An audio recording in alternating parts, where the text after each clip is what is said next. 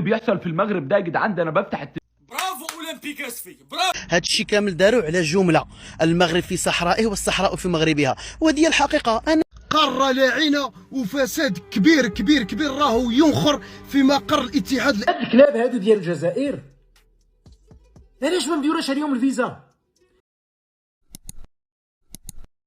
اللي بيحصل في المغرب ده يا جدعان؟ ده انا بفتح التلفزيون اتفرج على مباراه اولمبيك اسفي واتحاد العاصمه عشان اعرف مين اللي هيقابلني في النهايه. الاقي المنظر ده المباراه عدى عليها تلت ساعه ولسه ما بداتش لحد دلوقتي. اقتحام جمهور اولمبيك اسفي للملعب وخروج لاعيبه اتحاد العاصمه لاوضه اللبس وكذلك الحكام. ما فيش حد موجود دلوقتي في الملعب. عدى نص ساعه من الماتش يا حبيب اخوك، ما فيش حد في الملعب غير لاعيبه اولمبيك اسفي ومسؤولي الكاف لحد ما يدي قرار ان المباراه تبتدي. طب انا كزملكاوي الكلام قبل ما تبدا المباراه ناض الجمهور ديال اسفي، ديال اولمبيك اسفي، حط هذا الشعار هذا: المغرب في صحرائه والصحراء في مغربها. وهذا الشعار معروف ومجلس الامن مآمن به. الإخوان كيف ما كتشوفوا في الفيديو اللي قدامكم، جماهير نادي اتحاد العاصمة هي من بدأت في الشغب.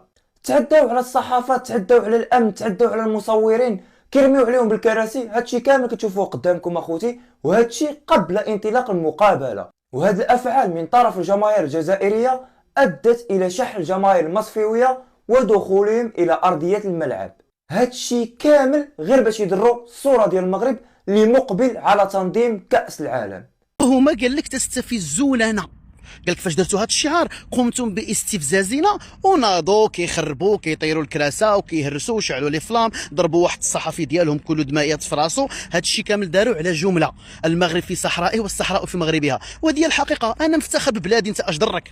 ياك انت طرف ملاحظ. هاد البوليزاريو هي اللي خصنا نربيوكم عليها، وهاد البوليزاريو هي اللي غتخرج عليكم وراها خرجات عليكم، لان الجمهور اللي كيجي راه عسكر.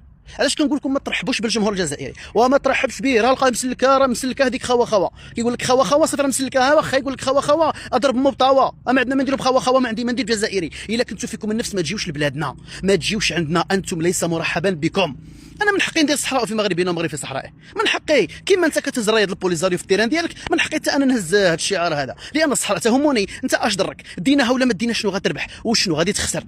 اش كنقول لكم؟ راه العسكر اللي كيجي للمغرب راه ما كيصيفطوش الجمهور العادي، كيصيفطوا العسكر ولو بجنسيه فرنسيه ولو باسبور فرنسي، راهم عسكر، ذلك ما تدخلوهمش لديوركم. ولكن فاش كنقولوا هذه الهضره كتردونا باغي الفتنه، وهي الفتنه بدات لانك انت كمغربي قلتي الصحراء مغربيه، نبقى فيهم الحال وراكم قارة لاعنة وفساد كبير كبير كبير راهو ينخر في مقر الاتحاد الافريقي لكرة القدم. وما كان حتى فريق جزائري، ما كان حتى فريق جزائري في واحد السؤال انا للسلطات المغربيه، الله يرحم لكم الوالدين: هاد الكلاب هادو ديال الجزائر علاش ما مديوراش عليهم الفيزا؟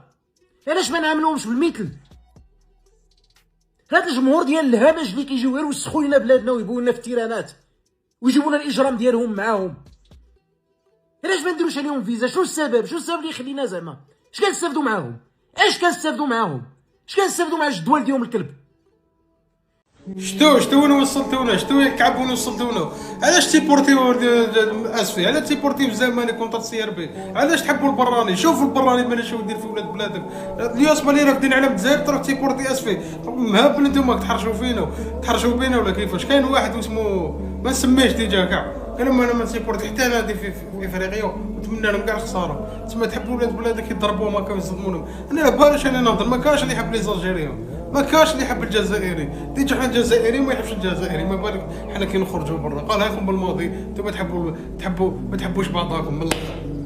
هذه انا الياس ما شاء الله يربحوا راني. هذه هي. يقول لك حك لي مساصيطي ولا نبكي، ولا يقول لك ضربني وشكا سبقني وبكى، ولا ضربني وبكى وسبقني وشكا. المهم وحده فيهم كما فهمتوا هذيك هي. اش دخل السياسه، اش دخل جد السياسه في كره القدم؟ على كي نروحوا نلعبوا في تونس ما يصراش هكا، على كيش نلعبوا في مصر ما يصراش كيما هكا، نروحوا نلعبوا في ادغال افريقيا ما يصراش كيما هكا، نلعبوا في محيط الهادي، محيط الهندي، محيط الاطلسي ما يصراش كيما هكا. توجور لو ميم هيستوار تعاود في المغرب كون نلعبوا يصروا هادو الصوالح. ما فهمتش، منع دخول الصحفيين، منع ما على باليش. المهم ما فهمتش انا اش دخل السياسه. انا نلعب بالسياسه اش دخلها؟ انا نلعبوا بولا، نلعبوا كره قدم، دور افريقي، اش دخل دروك؟ ما فهمتش. هذا هو ترحيب، ما فهمتش. ماشي كاع ناس مغاربه، ماشي كاع، كاين ناس الرباط، كاين هذيك تاع الجيش الملكي، كاين رجاء بيضاوي، وداد بيضاوي، متحضرين، عندهم قمه مناصرين ولد عمي، يحكوا عليهم كاع في لو موند. هادو مناطق التشويش ما على باليش مالهم. كيما هادي شا دخل جدها في كاس افريقيا، شا دخل جدها هادي شا دخلها، هادي شا دخلها. واعطوني نهز كاس بيديا ديري هذيك خولي تاع المنتخب الوطني، ماشي منتخب، ماشي نادي. مازال ما بداش الماتش سا كومونس. شوف